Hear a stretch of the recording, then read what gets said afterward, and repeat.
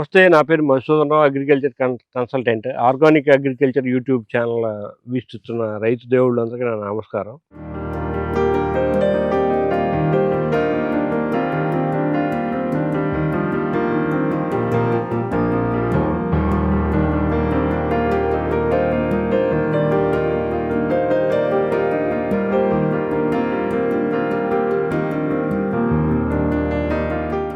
ఇప్పుడు మనం అగార్‌వుడ్ ఫామ్‌లో ఉన్నాం.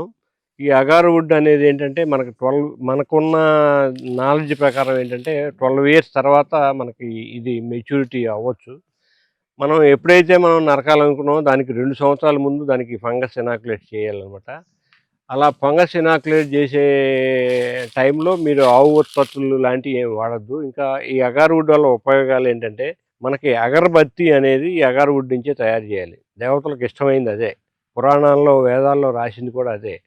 కానీ ఇప్పుడు మనం ఏవో రకరకాల ఆవు పేడలు, తర్వాత కొన్ని వనమూలికలతోటి ఇలాగా అగార్‌వుడ్ తయారు చేస్తున్నారు.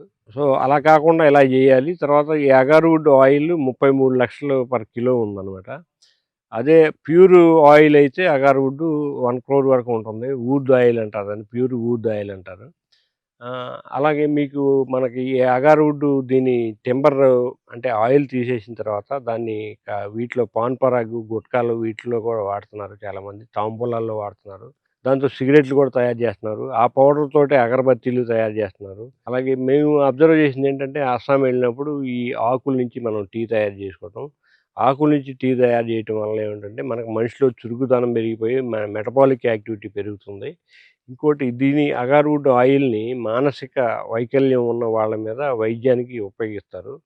అలాగే ఇప్పుడు అగార్‌వుడ్ ధూపం వేస్తే ఏమవుతుందంటే మన బాడీలో పాజిటివ్ వైబ్రేషన్స్ వస్తాయి. ఎవరికన్నా నిద్ర పట్టని వాళ్ళకి కూడా చక్కగా నిద్ర పడుతుంది. మనసు ప్రశాంతత అవుతుందన్నమాట. మనకి రిలాక్స్ అయిపోతుంది అగార్‌వుడ్ వాడటం వల్ల.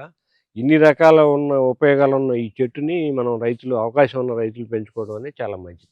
అదే ఇప్పటివరకు మనం అగార్‌వుడ్ గురించి చాలా మాట్లాడుకున్నాం. నాకంటే ఎక్కువ అనుభవం ఎందుకంటే పండించిన రైతు, తర్వాత పైలట్ ప్రాజెక్ట్‌గా టేకప్ చేసిన రైతు తుమ్మల వెంకటేశ్వరరావు గారు ఇప్పుడు మనతో పాటు ఉన్నారు. వారు వారు ఈ అగార్‌వుడ్ కల్టివేట్ చేయడానికి ఎలా ఆ ఇన్‌స్పిరేషన్ ఏమొచ్చింది? తర్వాత ఇందులో సక్సెస్ చూసిన తర్వాత దాదాపు 1,00,000 పాపులేషన్ వరకు ఎళ్లారు. దానికి ఎళ్ళటానికి కారణాలేంటి? ఫైనల్‌గా ఇది ఎలా మనకి ఉపయోగపడుతుంది? మా రైతులకి మార్కెటింగ్ అంటే రెవెన్యూ పరంగా గానీ, లేదంటే మిగతా ఆహ్, సుఖం గూడా ఒక రకంగా జెప్పాలంటే ఈ పంట పెద్దగా ఇబ్బంది పడదు. అగారుడు మొక్క ఒక దాని మీద ఆధారపడదు. ఇంకో దానికి ఆధారం అవ్వదు. ఇది హోస్టు గాదు. అలాగే దానికి ఇది గూడా గాదు. సపోర్ట్ ఇవ్వదు వేరే మొక్కలకి. దానంతట అది ఇండివిడ్యువల్‌గా పెరుగుతూ ఉంటుంది. ఇప్పుడు వెంకటేశ్వరరావు గారు ఆయన మాటల్లో వివరిస్తారు. నా పేరు తుమ్మల వెంకటేశ్వరరావు. ఒక రైతుని నేను. ఇప్పుడు అగారు మొక్కలు పెడతానికి కారణం ఏంటంటే, ముఖ్య కారణం నాకు బాగా కావాల్సిన ఆయన కడియంలో నర్సరీ ఓనర్ గారు ఒకాయన ఉన్నారు. చాలా పెద్దాయన. ఆయన నా మీద ప్రేమతో అక్కడి నుంచి అస్సాం నుంచి నాకు ఆ మొక్కలు తెప్పించి 33 మొక్కలిచ్చారు. ఆ 33 మొక్కలు కూడా మేము ప్లాంటేషన్ చేసాం గానీ, దానికి ఇరిగేషన్ గానీ, లేకపోతే ఫెర్టిలైజేషన్ గానీ ఏమి ఇవ్వలేదు. 2010 డిసెంబర్‌లో జరిగిందిది. 2010 డిసెంబర్‌లో జరిగిన తర్వాత మేము దాని గురించి అసలు ఏమాత్రం ఆలోచన లేకుండా అట్లాగే వదిలేసాం. 2017లో అశుతోష్ శ్రీవాత్సవ్ అని ఆయన సైంటిస్ట్ ఒకాయన బెంగుళూరు నుంచి వచ్చారు. ఆయన వచ్చిన తర్వాత ఇక్కడ అగార్‌వుడ్ ఈ విధంగా గ్రోత్ వచ్చింది అది ఇది అని చెప్పి మాట్లాడిన తర్వాత దాని మీద దృష్టి పెట్టాం. దాని మీద దృష్టి పెడతాం. మేము దాని మీద ఇక్కడ గ్రోత్ బాగానే వస్తుంది. మన తోట సూటబుల్లే అని చెప్పి, వాతావరణం సూటబుల్లే, సాయిల్ సూటబుల్లే, అన్నీ బాగున్నాయనే ఉద్దేశంతో ప్లాంటేషన్‌కి అంచెలంచెలుగా 4 సార్లు, 5 సార్లుగా ప్లాంటేషన్ చేయటం జరిగింది. ఇప్పుడు అది కూడా ఏంటంటే ఇంటర్ కల్టివేషన్ కింద చేసాం తప్పితే సపరేట్‌గా ప్లాంటేషన్ జరగలేదు. సపరేట్‌గా ప్లాంటేషన్ జరిగిన దానికంటే కూడా ఇంటర్ కల్టివేషన్ అంటే కొబ్బరి కోకోలో వేసుకోవటం గానీ, పామాయిల్ వేసుకోవటం గానీ, లేకపోతే శ్రీగంధం, ఎర్రచందనంలో వేసుకోవటం గానీ, ఇట్లా వేసుకోవటం వలన గ్రోత్ కూడా బాగా మేము అనుకున్న దానికంటే మేము అస్సాం తిరిగాం, కేరళ తిరిగాం, కర్ణాటక తిరిగాం. వీటన్నిటికంటే కూడా మన తోటలోనే గ్రోత్ ఎక్కువగా రావటానికి జరిగింది. మేము ఓవర్‌గా ఎక్స్‌పెక్ట్ చేసుకోకుండా దీని మీద 80,000 నుంచి రూ. 1,00,000 వరకే ఆదాయం వస్తుంది. అది కూడా 10-12 సంవత్సరాల లోపనే ఆలోచనతో దిగాం దీంట్లో. ఇప్పటి వరకు మాకు అనుకున్న ఏ అంచనాలైతే అనుకుంటున్నామో దానికి అనుకూలంగానే జరుగుతుంది తప్పితే ప్రతికూలంగా ఏం జరగట్లేదు. మేము ప్లాంటేషన్ చేయటానికి ముఖ్య కారకుడు మాత్రం ఒకాయన పెద్దాయన. ఆయన ఇచ్చిన 33 మొక్కలే మాకు 2017 మళ్ళీ మొదలు పెడతానికి కారణమైంది. దాన్నే సక్సెస్‌గా చేసుకుంటూ వస్తున్నాం ఇప్పటి వరకు. ఆంధ్రప్రదేశ్, తెలంగాణలో ఫస్ట్ ఫార్మర్ మేమే. మమ్మల్ని చూసిన తర్వాతే ఎవరైనా కానీ ప్లాంటేషన్ చేసుకోవడం జరిగింది. దాన్ని ఆదర్శంగా తీసుకున్నారు. అది 10 మంది రైతులకు ఉపయోగపడుతుంది. అది. అలాగే మీకు ప్రభుత్వం నుంచి అగారవుడ్ గురించి ఏం సపోర్ట్ కావాలి?